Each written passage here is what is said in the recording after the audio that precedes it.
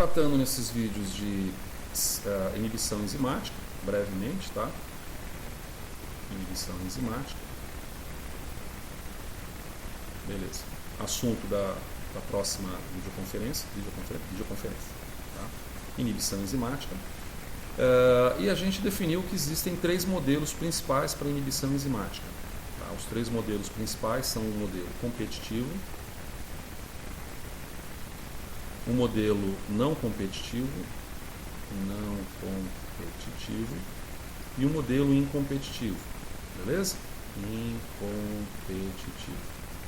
Então, numa daquelas perguntas que a gente tinha colocado, quer dizer, o composto se liga inibindo, vamos dizer que seja positivo, se liga. A segunda pergunta era onde se liga? Para depois buscar uma terceira solução, que é com que força se liga, não é isso? Os livros não exploram muito em graduação o com que força se liga, um ou outro, tá bem? Mas o onde se liga é importante para a gente explorar essa parte de cinética enzimática. Eu estou aqui embaixo, eu não preciso ficar tão distante aqui, eu posso ficar até mais próximo aqui nesse momento. Tá bem? Então, nesse sentido, é importante que a gente saiba, observando experimentalmente, coletando dados experimentais, buscar a solução disso através do diagnóstico, de um diagnóstico desses elementos. Tá bem? Bom, tem 2 formas de você propiciar esse diagnóstico. Uma forma, nossa, aqui vai ficar, vamos fazer o seguinte, eu vou puxar um super quadro mega delta para cá, ó. Uma forma seria uma forma direta. E a outra seria indireta por definição, né? Se uma é direta, a outra é indireta. Então a outra vamos colocar uma forma por linearização, fica mais fácil. Linearização. Bem? Então a forma direta nada mais envolve do que você pegar o gráfico de Michaelis-Menten e observar o seu comportamento. Então vamos dizer que você tem velocidade e tem o substrato aqui, tá certo? E aí você tem uma enzima bonitinha que faz isso daqui, ó. Porque ela é perfeitinha em termos de obtenção de dados experimentais. Isso aqui é o que a gente gosta de obter na bancada, mas não é normalmente o que a gente obtém. Normalmente a gente obtém na bancada é alguma coisa parecida com isso aqui, ó. Você tem alguns pontos espalhados, aí você tenta ajustar uma curva em cima desses pontos. Vamos dizer que você agora joga um inibidor, fazer um inibidor vermelhinho, né, já que ele é prejudicial à saúde aqui. E aí você obtém isso daqui, ó. O inibidor ele vai reduzir, obviamente, a velocidade, mas você consegue atingir o mesmo patamar da velocidade da enzima sem o inibidor. Então vamos colocar aqui que isso daqui é com o inibidor, tá? Então isso aqui é com inibidor. Vamos colocar aqui inibidor. Nossa, esse vermelho inibidor. Esse vermelho eu não gostei dele não, é muito forte, tá bem? E o branco é sem o inibidor. Tá, então esse branco aqui é o controle. A gente chama de controle, tá? Controle, sem inibidor. Se ele atingiu, eu comecei em 34, tá, beleza, daí ainda. Se ele atingiu a mesma velocidade aqui em cima, significa que ele atingiu a mesma velocidade máxima. Se ele atingiu a mesma velocidade máxima, muito provavelmente ele atingiu porque eu joguei muito substrato, fui aumentando a quantidade de substrato a tal ponto que eu consegui atingir a velocidade máxima, provavelmente porque eu consegui fazer o seguinte, ó. Se isso aqui é enzima, isso aqui é o substrato, isso aqui é o substrato. A gente fez, vamos fazer o contrário, para fazer o mesmo tipo de diagramação que a gente fez anteriormente, tá? Se essa aqui é enzima, não, a enzima é a letra E. Se esse aqui é o substrato, e esse aqui agora é o meu inibidor, ó. Esse aqui é o meu inibidor. Eu consigo colocar tanto substrato,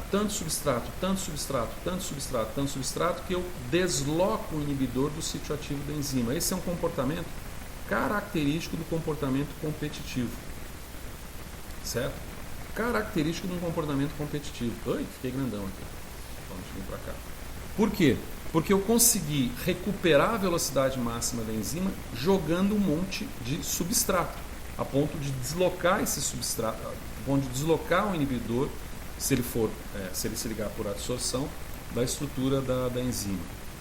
Por outro lado, Se eu tiver essa situação, substrato, velocidade, enzima vem para cá, aqui eu atinjo uma velocidade máxima dessa enzima, aí eu jogo o inibidor e obtenho alguma coisa parecida com isso daqui, ó, tá? Aqui com o inibidor, significa que eu me sacrifiquei jogando um monte de substrato e mesmo assim eu não consegui chegar na velocidade máxima.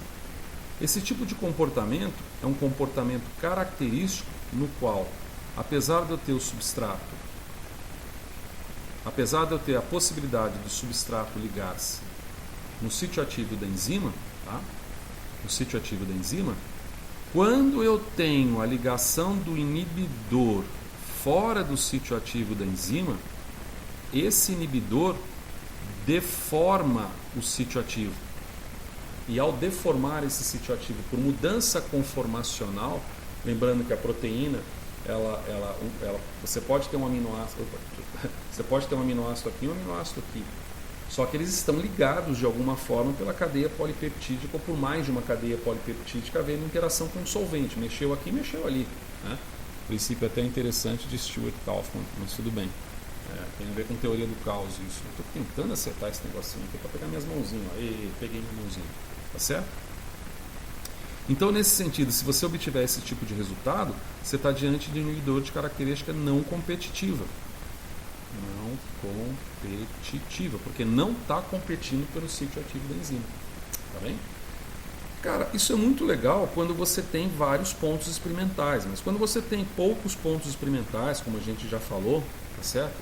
Ou quando você não tem, você tem situações de alteração de viscosidade, outras situações em que você não consegue definir a curva, portanto você não consegue definir com perfeição aonde vai ser a velocidade máxima, a gente tende a linearizar.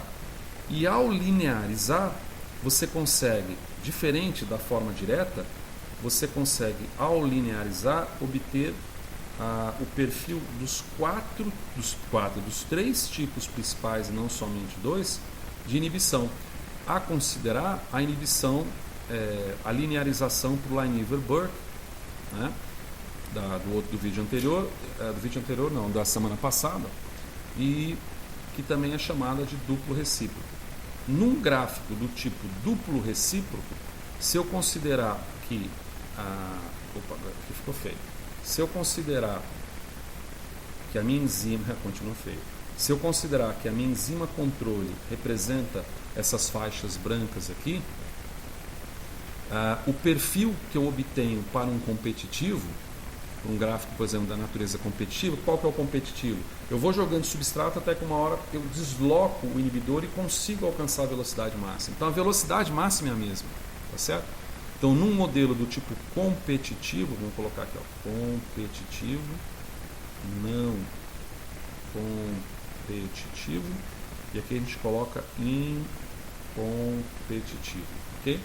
Num modelo de característica competitivo, as velocidades máximas são iguais.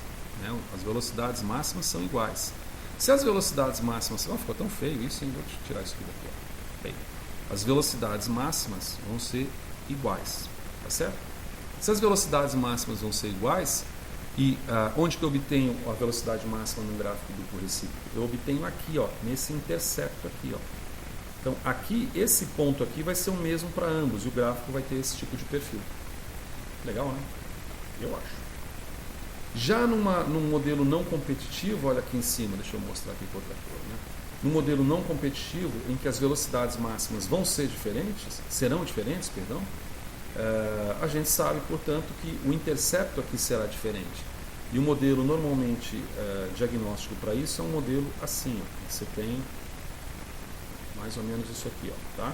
Quer dizer, ele não atinge, se a gente prolongar aqui em direção aos eixos, isso ficou feio demais, espera aí. De novo, se a gente prolongar aqui em direção aos eixos, ele não atinge, tá? Ele não atinge o mesmo ponto do modelo competitivo, tá certo? Então ele atinge em pontos diferentes. Então aqui as velocidades máximas são diferentes, tá bem? Por conseguinte, os KMs aqui são diferentes e por conseguinte os KMs aqui tendem a ser próximos, tá? Tendem a ser próximos. Já no modelo incompetitivo, a coisa é muito doidona e a representação final que a gente tem aqui é de retas paralelas entre da curva, ou melhor, da reta, né? Da linearização da linha controle em relação à linha do inibidor. Lembrando que essa inclinação aqui é Km sobre Vm. Então a gente está falando que Km sobre Vm são iguais, né? Para Km e Vm serem iguais, significa, e aqui eu tenho uma velocidade menor, né? Se aqui eu tenho uma velocidade menor, que é um duplo recíproco, então à medida que eu subo aqui, ó, eu vou subindo, eu vou reduzindo o valor da velocidade, né? Porque ele é recíproco, é um sobre, vou reduzindo, não vou aumentando. Então se eu tenho essa relação, ao aumentar um, eu acabo diminuindo o outro, e aí eu tenho um regime de compensação que faz com que essas retas sejam paralelas, tá bem? Então essa era a ideia básica que eu queria passar para vocês desses inibidores, da forma diagnóstica desses inibidores, que provavelmente será chamada a chincha nas atividades, tá certo?